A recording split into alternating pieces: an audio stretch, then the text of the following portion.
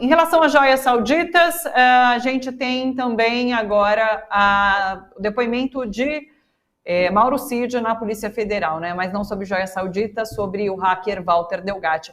Eu não conversei com você na semana passada, né? O Fernando não esteve aqui com a gente na segunda, mas quero te ouvir sobre isso, tudo que tem acontecido em relação ao Mauro Cid. Mauro Cid, então, está depondo porque o hacker Walter Delgatti disse que Mauro Cid esteve presente no encontro dele com Jair Bolsonaro, no mesmo encontro em que eles negociaram ali ataque às urnas eletrônicas. Logo depois, inclusive, Walter Delgatti foi levado ao Ministério da Defesa para discutir ali também essa questão do ataque às urnas, né? Tem a questão do grampo, que o Bolsonaro queria que ele assumisse a autoria de um grampo de Alexandre de Moraes, ministro do STF. Tudo isso está sendo discutido, está sendo ouvido, na verdade, em depoimento de Mauro Cid hoje na Polícia Federal. Como que você tem visto esse caso e aprofundar? Agora a gente está vendo se aprofundar, né? A Polícia Federal se aprofundando nesse depoimento do Mauro Cid, do Walter Delgatti.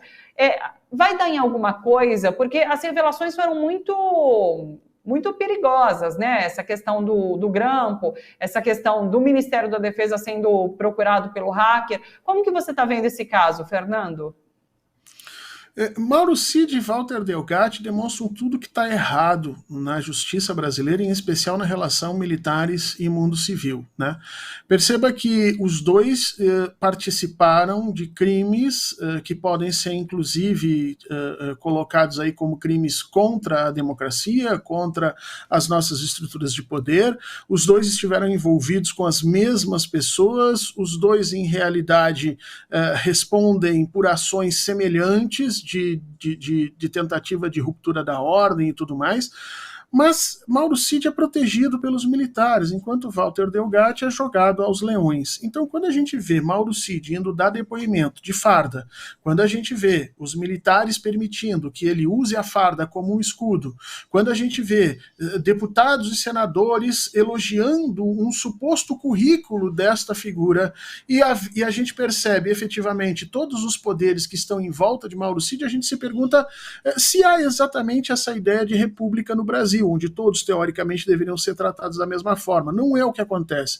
Mauro Cid está sendo protegido pelos militares, e essa proteção, no meu entendimento, está fazendo muito mal à instituição do Exército Brasileiro, que tentou fazer a mesma coisa com outras figuras. O problema é que Pazuello e alguns outros que também receberam semelhante benefício não estavam tão envolvidos em crimes e de forma tão escancarada e com provas tão claras quanto Mauro Cid.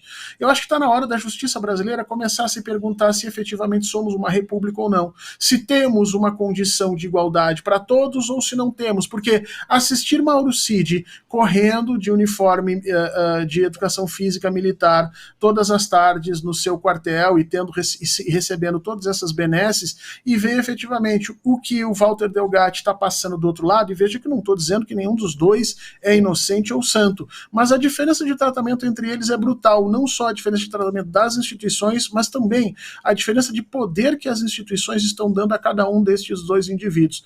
Mauro Cid está sendo tentado, está sendo questionado. Vai continuar assumindo essa narrativa de que é o único responsável por tudo, ou efetivamente vai dar vazão àquilo que a justiça quer e contar toda essa ramificação de poder e de crime que ficou em torno de Jair Bolsonaro? Delgatti abriu a porta e disse: eu conto, eu falo o que aconteceu. Cabe agora a Mauro Cid decidir se ele vai morrer, na realidade, morrer que eu digo se vai terminar, né, no fundo desse processo de prisão como único culpado, ou se vai colocar em prática um pouco daquilo que ele aprendeu ou que deveria ter aprendido no Exército sobre honra, sobre correção, sobre justiça, e a partir daí parar de ficar defendendo o criminoso. Essa é a grande pergunta que está lá, que a PF vem trabalhando muito claramente para ver se faz ele responder. A meu entendimento, sabe, Thalita, é que ele não vai responder. Ele vai continuar abraçado naquelas proteções que o Exército oferece a ele. Aliás, tem uma narrativa aí na imprensa hoje de que o relatório de Elisiane Gama na CPMI dos atos golpistas vai trazer um indiciamento de militares específicos e não da corporação, não das forças militares, né? Traz que seriam esses lobos solitários que seriam apontados ali atuando ao redor de Jair Bolsonaro, envolvidos nesses esquemas. Como que você vê isso? Livrarem as forças militares e o exército e apontarem os dedos só para alguns personagens envolvidos nesses esquemas? Dos grandes problemas da gente ser historiador, Thalita, é que a gente fica vendo as coisas serem repetidas e repetidas e repetidas o tempo inteiro, muitas vezes com finais semelhantes, sem que a gente possa efetivamente sequer ser ouvido. Me parece que há uma coisa maior do que isso, me parece que há já um consenso, incluindo aí partes do próprio governo Lula, por um processo de anistia mais ampla, que iria também a outras questões, passaria por uma remodelação ideológica, não do exército em si ou das Forças Armadas, mas da forma como o governo se relaciona com isso, e eu tenho a impressão que tudo isso vai servir para colocar todos os crimes que o mundo militar cometeu durante efetivamente o governo Bolsonaro embaixo do tapete.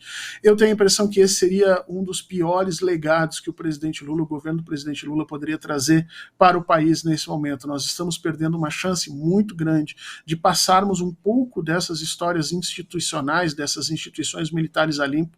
Claro que isso não se resolve da noite para o dia, mas esconder o que foi feito ou tentar buscar acordos que efetivamente não coloquem a público e de forma transparente o que ocorreu é, sinceramente, permitir que isso ocorra novamente no futuro, como nós já vimos. Nós falamos o tempo inteiro, os historiadores comentam isso o tempo inteiro, a não punição dos agentes públicos e das suas práticas cometidas entre o período de 64 a 85 é que permitiu efetivamente esse levante de generais e coronéis durante o governo Bolsonaro e que levou a mais de 700 mil mortes durante a pandemia, mais de pelo menos 30 milhões de pessoas abaixo da linha da miséria, 15 milhões passando fome. Quer dizer, vamos cometer o mesmo erro de novo? Vamos fingir que nada aconteceu e continuar acreditando que as Forças Armadas brasileiras se regem por tudo aquilo que eles julgam que fazem, que é correção, honestidade, honra, sendo que todos os exemplos históricos nos mostram que não é isso. Esse é um grande problema que nós, historiadores, enfrentamos o tempo inteiro. A gente vê as mesmas decisões serem tomadas novamente pelas pessoas com razões um pouquinho diferentes, mas que terminam no mesmo problema. Nós vamos ficar tomando golpe, Thalita, em looping nos próximos anos, caso seja essa a escolha.